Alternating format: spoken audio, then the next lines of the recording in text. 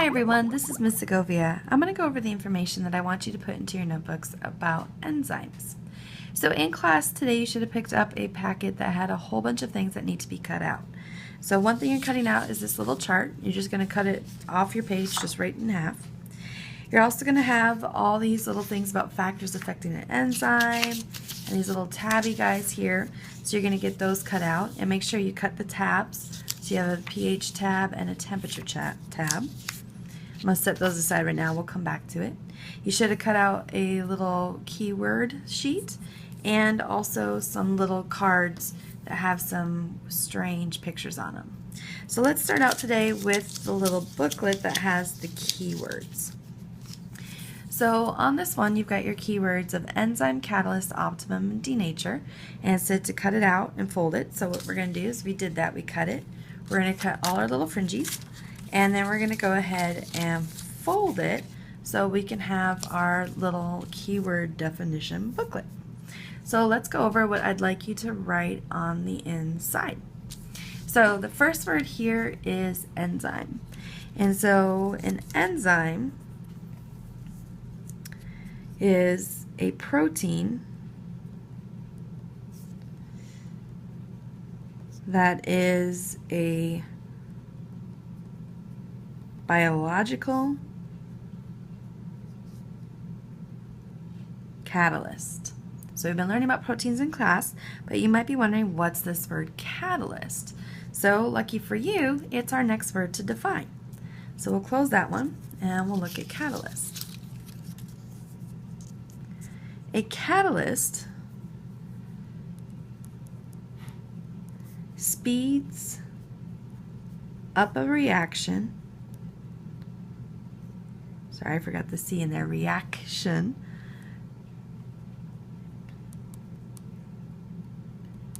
Without changing itself. So it'll help a reaction happen quicker, but in the process it still remains itself. It doesn't get bigger or smaller or fall apart or anything. It can actually be reused over and over again, which is pretty cool. So if you think about that in terms of our last word, enzyme, an enzyme is a protein that is a biological catalyst, and that means it has the ability to speed up a reaction without changing itself. And so it does not become part of the reaction, but helps the reaction happen. So in a little bit here we'll talk about our graphing, and you're going to learn about the word optimum. So an optimum, if you've heard, it's optimized for the best results, basically means it is the best conditions. And you'll see with our enzymes, they tend to have like an optimum pH or an optimum temperature, which is where they work the best. Our last word here, and kind of a sad one if you're an enzyme, is denature. So denature is the destruction of a protein. And so something's happened that's destroyed that protein. Either it got too hot, or it had too high of a pH, or it was in too salty of an environment, and now it no longer functions because it has been destroyed, usually by unfolding those complicated proteins. So that's what's going to go into your keywords booklet, and that booklet is going to go into your notebook. And so what you do is you just fold it in half and you're going to glue it in. Now I've got it here on the lower left because in a minute we're going to put some little information right here. So if you want to, you can pause, get that glued in, and then come back and we'll work on the next part. So for this next part, you're going to take these little cards that you cut out and you're going to fold over the tabs. So if you look here at this funny little guy, you'll see I've taken the tab and folded it over, and we're going to go ahead and glue those into your booklets. So if you take your glue stick, or if you want to, you can also tape them, just as long as they are stuck in your book. I'm going to run a little bit of glue on just the tab portion and put him in here. So these need to go in a specific order. We're going to do this guy first, so you can see, so we can flop it open like that. The next thing we're going to put in is this guy. And you'll notice when you look at these that they can actually fit together like a little puzzle, because when we learn about enzymes, you'll learn that they are like a lock and key model, that one fits into the next. So we've got him. And normally I'd have this set up a little bit nicer, but because we're sharing a page with our keywords, we're going to take our last two and run them down the side. So this guy is going to go here. And our final one is the one that's split in half.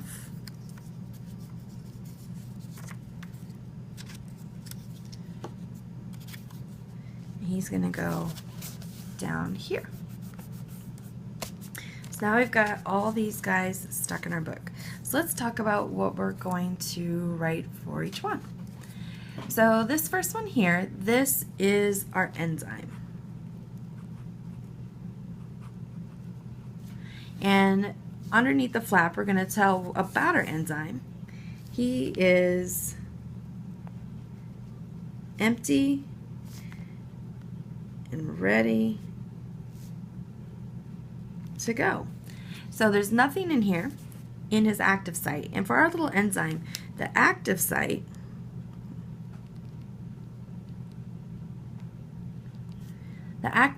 is this region right in here. There's nothing stuck inside this like you see in the later picture. It's ready to attach and to do its job. Now every enzyme is like a lock and key situation, and for every key there's only one lock, and every lock there's only one key. And so this enzyme, his job is to attach to this guy here, and he is our substrate. Now I know that should be a foreign word to you because it always was to me when I first learned it. So let's put the definition of a substrate under here. So a substrate simply is what an enzyme is going to put together or break apart. And so in this case, since we have a substrate that is already a whole piece, the job of this particular enzyme is to break it apart. But sometimes you'll have two little pieces, and the job of the enzyme is to put them together. And so it just depends upon the situation. So on here now we have our enzyme and our substrate. So in the next one, now this is a fun word, and I probably should have given you a little more space here. This is the enzyme substrate complex. And so basically that means that the substrate is in the enzyme's active site. And so remember earlier I showed you the active site of the enzyme. You could see that that substrate is now stuck inside there, and the enzyme is able to act upon it and do whatever it is that has to happen. And so in this case, since it's breaking apart the substrate, your final reaction is for it to be put apart. And we call this our product. And so the product is the final product that has been acted upon by the enzyme. So in this case, our substrate has been broken into two smaller pieces, and the reaction's over. Our enzyme can actually go back to this state and find a new substrate, form an enzyme substrate complex, break that apart, and begin the whole reaction again. And it's actually a cycle. So if we want to go ahead and put this guy plus this guy, ends up giving us this right here, who ends up causing this to happen right there with the 2. And then we could go all the way back to the beginning. And let's go ahead and draw a line all the way around and start the whole process over again. And so those enzymes can be used over and over and over until they denature. And once they denature, the reaction's over. The other way the reaction stops is when there's no more substrate to break apart. Because what's you going to do? You don't have anybody to work on, and we see the reaction end.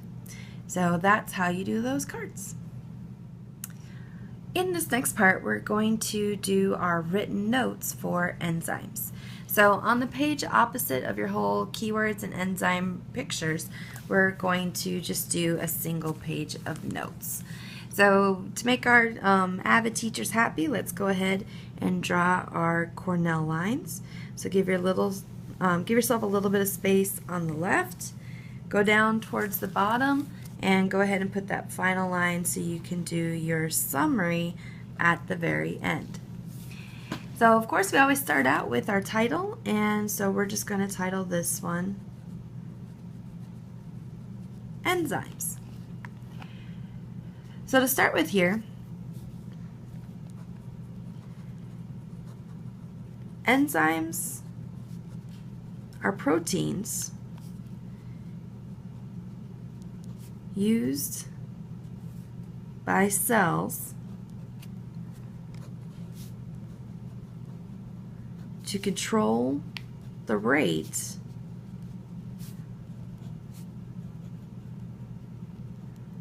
of chemical reactions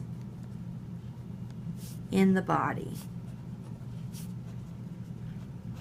So some reactions we need to happen slowly, some we need to happen a little bit faster. And enzymes allow the cell to have a little bit of control on making that happen, because we don't want them too fast and we also don't want them too slow. We additionally don't want to have to use a whole lot of energy, and enzymes can help with that. In fact, if we look at their job, enzymes lower, and I want you to underline that, and if you've got a highlight or something, go ahead and do that. They lower the activation energy of reactions. And so the activation energy is the amount of energy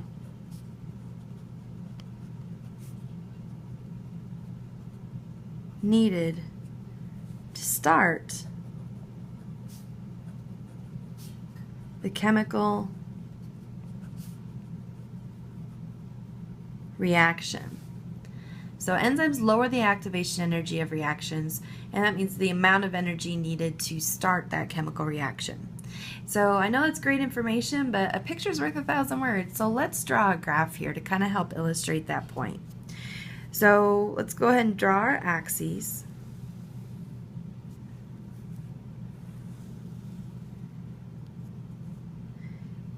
And we want to label those. The bottom is the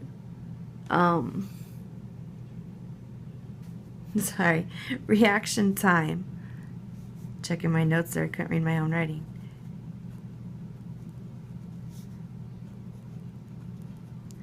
And on our y-axis, we want to look at the amount of energy. And so when we have a reaction happening, especially if we're going to do what's called an exothermic reaction, where we go from a high energy to low energy, our reactants will eventually turn into products. Or really here we also have our substrate. And so they tend to be higher energy, and at the end of the reaction become lower energy. Now there are exceptions where we go from low to high, but we'll deal with that later. So in this one, if we proceed with a regular reaction, it'd be nice to just go from point A to point B, but the danger in that is that means anything can like fall apart spontaneously. And that'd be really scary if everything, you just touched it, it went to dust. So it takes a little bit of energy to be put into that reaction to get it to actually go on. So think of it as like lighting a match. You have to put energy in to get your product out. And so if we were to graph that, our reactants start up here, and then we add some energy. In fact, we're going to add a whole lot of energy, and eventually we'll come down to our products. Now, that is happening without an enzyme. Now, if we want to add an enzyme, what's really neat, instead of having to go over this giant hill, we actually just go up a little tiny hill. And then we kind of pick up where the other one would have gone anyways. And so this one we say is with enzyme. And so this is what we mean by it lowers the activation energy, because this is our activation energy here. Let's go ahead and write that so we remember it.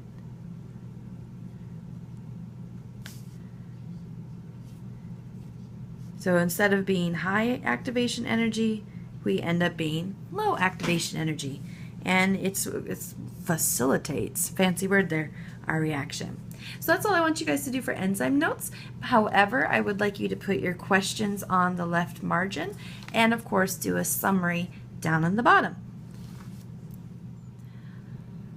So on the next page, I want you guys to go ahead and glue in this sheet. We're going to do this as a warm-up next class, so just stick it in there for now and we'll take care of it later. On the following one, we are going to do our factors affecting enzyme activity mini book. So ultimately, you're going to end up with a little book that has a temperature page and a little pH page. And so let me walk you through what I want you to put on those two pages. So it's a little easier to do this before you actually put it into your notebook. So we'll start out here with our temperature graph. And so when an enzyme is in temperature, we have our optimum points and then our denature point. And so what we tend to see on a temperature graph is that if we start out at 0, our enzyme really isn't doing much. And then as we warm up, our enzyme starts acting faster and faster and faster and faster, and then it goes way down. And so at this point, it's said that our enzyme has denatured as we're going downhill here. Our enzyme actually won't be functional anymore. And our optimum point for our enzyme is right before it denatures. We see we kind of hit the peak. And so if you draw a line going down here, this is your optimum. And so if we were to measure our temperature, whatever the point is on the x-axis, we would say is the optimum temperature for this particular enzyme. And some enzymes will have their optimums at different points, just depending upon what kind of enzyme it is. On the right-hand side, it says to explain the graph. And that is precisely what I would like you to do. In a few short words, tell me what's happening on our temperature graph for our enzyme. The second graph we're going to do is our pH graph. And so if you remember pH, 7 is neutral, and if we're low, we're an acid, and if we're high, we're a base. And so the highest we can go actually on pH is 14, and right here in the middle would be our neutral pH of 7, and then we can go all the way down, say to 1 for our acid. So if you want to put that under just to remind yourself, 1 for acids and 14 for base. So most enzymes we're going to see don't do too great in acids. At 7 they have their optimum, and then they kind of go down as they approach base. So for this particular enzyme, we would say his optimum, since the way I drew it, is just a little above 7. So here is optimum. You have other enzymes too, and we'll just draw on one of those, that sometimes do better in an acid environment, like an enzyme that you would find in your stomach. And so those guys, and here I'll draw him as a big dashed enzyme, we might see his optimum be a little bit higher. And we have other enzymes who maybe have a little bit of a higher optimum. And so we might see those over here. And so this is actually the reaction rates of 3 different enzymes with 3 different optimums. So you can have an optimum for a neutral enzyme that favors those. Here, let me zoom in on that, I'm sorry. So a little neutral one, this might be an optimum for an enzyme that likes acids, like a stomach enzyme. And over here we might have our optimum for an enzyme that likes things more basic. And that might be something like a bile that digests fats. Those tend to be a higher pH. So on pHs, it just depends upon which enzyme it is and how well it does. So again, over here, I'd like you to, in a few short words, explain your graph for pH. Now to assemble this thing, what you do is you take and you layer them. So it doesn't matter whether pH or temperature is on top. And then you take your little factors and you're going to take the stapler and either put a couple staples on the bottom or on the left or on the right. Just pick here, here, or here. On mine, I kind of liked it on the bottom so it feels like a file folder. And so you can see my little staples right here. And then now I've got a little thing that I can open up. And you're welcome to decorate that and make it as cute as you want it to be. And that's how you do the little book.